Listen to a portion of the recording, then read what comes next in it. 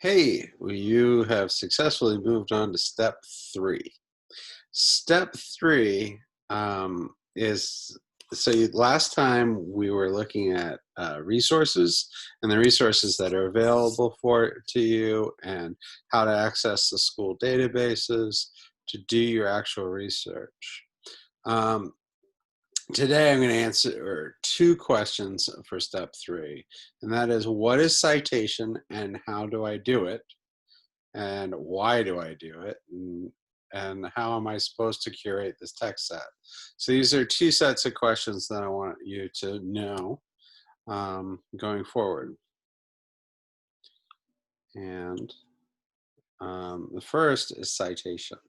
So the third part of the research learning target is that you can report basic citation information. Um, Citation, or sometimes I'll say to cite or cite your source. It all means that you're actually referring to or acknowledging that someone else created a document. So you have to remember that when we study social studies or we do research or do anything in academics, everything is based on the scientific method. The scientific method gives this idea that you're using information from other people, and you always have to refer to who actually created or where you're getting your information from. It's very important in academics. It'll be really important in high school and college. And in fact, this is something that they expect you to walk into high school knowing how to do. And it's pretty simple these days. It was much harder when I was your age. And I'll just show you how to do it, okay? So you need to cite your information, and you need to say where things come from, where you get your knowledge, right? And so let's go back and let's talk about this real quick. And where I want to take you is right here. So write down on the next piece down here, it says, to create your citations, try using the citation maker tool or this citation tool. The second citation tool I'm going to say is a lot easier, but let me explain how these things work. Now, the first tool looks like this. And the first tool, you want to use MLA. So in high school and undergraduate and college, what they want you to use is MLA, or Master of Library Arts or Association.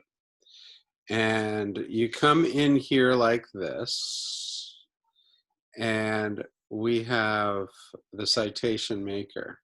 Over here on the left-hand side, you have to know where your information came from. So let's say you're using a website or a video recording. So let's just select a video recording. You need to do several different things. You need to come over here, and you need to decide whether it was one individual or the recording as a whole, okay?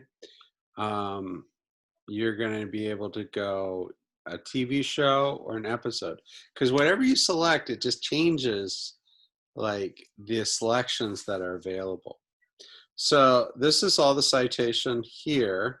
And at the end, you would select create citation below, and it will create a citation that you're going to copy and paste.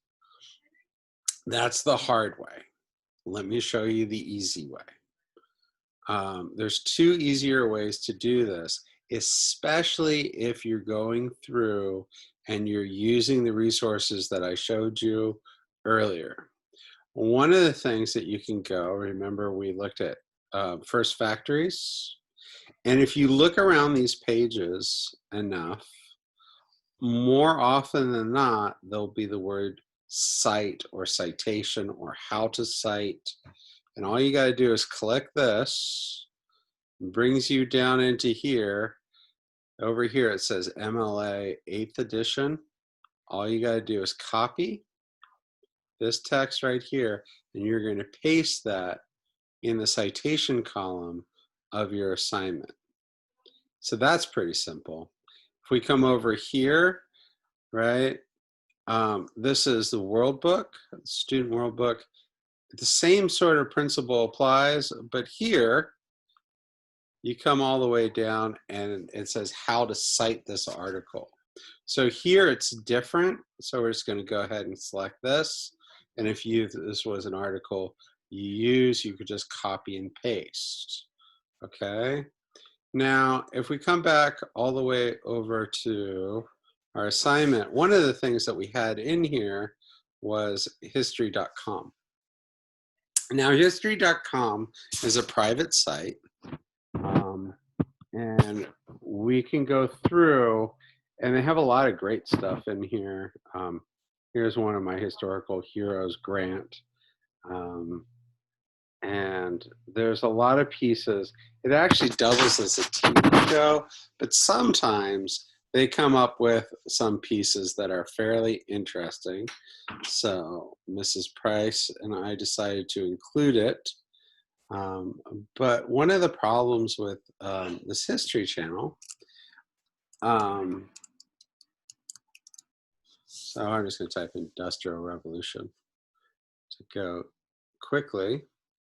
But one of the problems you find is that the citation's not always very obvious. So what I would say is, here's an article you're interested in. It can come with a video. And I'll select this, and I can start to travel through, and it has more related content. It has some other things down here. But let's say this was something I was interested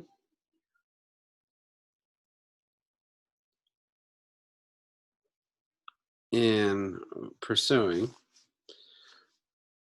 and I come in, I keep diving down deeper until I find exactly what I'm looking for.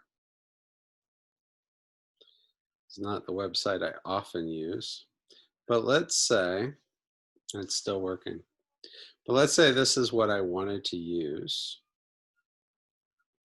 Okay, and I have this rise of industrialization. I have a little bit here.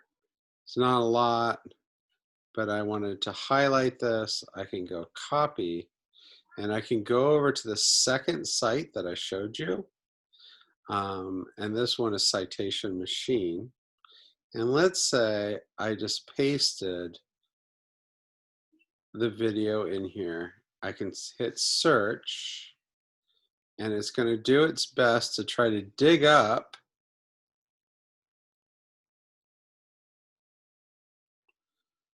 the information. And here we go. It has come through and it has created a citation for me. This citation right here that I've used, I can hit select, and it'll come down, it'll put all these pieces through, and I just need to go to the final step. And as I move into the final step, I might need to add some information in here. If I have more pieces, if I knew who created this video, I might add his name. But we'll just come in here and hit create citation. And this way, it'll create the citation here, and I can click copy. And then this is what I'm going to paste all the way over here into the citation column of my document. Okay. Every time you list a source for your text set, you're going to write a summary. You're going to answer this question, why is this text a good source? And finally, you're going to paste the citation. So the citation simply is what I just showed you. Okay. So that's the trick to doing citation. If you use the sites that the district has provided, it's super simple. You can just copy and paste. If you're going off on your own, finding videos, finding articles from other reputable sources, right? You and using the URL, which is this thing up here, okay, you can also plug that in. There's the easy option, which is just putting that information in or copying and pasting it. There's the more difficult option, which is filling out that whole sheet. If we were in the classroom right now, I'd show you how to use both. But right now, I'm going to really strongly suggest that you use the easier of the two. Now, that's the first piece. The second thing I want to talk to you about, or the second question I had, is how am I supposed to curate this text set? Well, when curating a text set, this is what you need to remember. You are only going to put in 4, 5, 6, maybe even 7 texts. You might have 1 video, 1 photograph, 2 or 3 articles, right? All on your subject. You want to focus on the best stuff. When we select articles for you to read in class, oftentimes we read 10 articles to find 2 that are appropriate for what we want you to learn about. They all might deal with a topic, but we're going to try to choose what's best. Choose texts that cover your whole topic and address the key subtopics. So you often want to start with something that gives general information, right? And when you structure your text set, you want to start with the easier stuff first, to start building up some background knowledge. So because you're thinking you're going to be giving this to someone who doesn't know anything about your topic. So whoever you're giving this to, assume that they don't know a lot. So they're going to want to see a picture, they're going to want to see some background. Sometimes starting with the easier text is probably the easiest, best way to get started, right? You don't want to dive in with really complicated pieces. When you choose text, furthermore, you want to start like picking text that maybe extend some information. So if we're starting with triangle shirtwaist fire, if we spent more time, we would actually show you some interviews, right? So you get the big picture of what happened that day.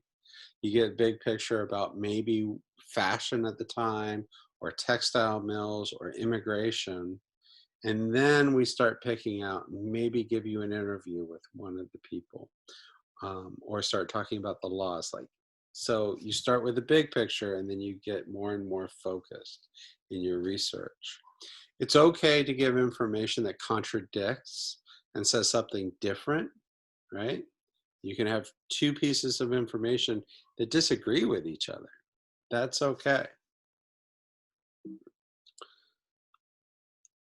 And then finally, when you put them in your text set, you really want to sequence it. The broader the topic at the top, followed by maybe videos and articles, and then the harder stuff at the bottom, because you're assuming that once a person starts learning about something, that they're able to like build a little bit more complexity as they go through. So basic to complex. Remember, a variety of information is really important when you curate your text set. So you will generally get a higher score if you have a combination of videos and photographs and articles and maybe data, instead of just having a list of 5 or 6 articles. Okay, and then finally, you're going to craft a brief summary of what each of the documents is about. Okay? Find the main idea, what time period, what events it deals with, and what subtopics it hits upon, right? And that takes you all the way through steps 1, 2, and 3.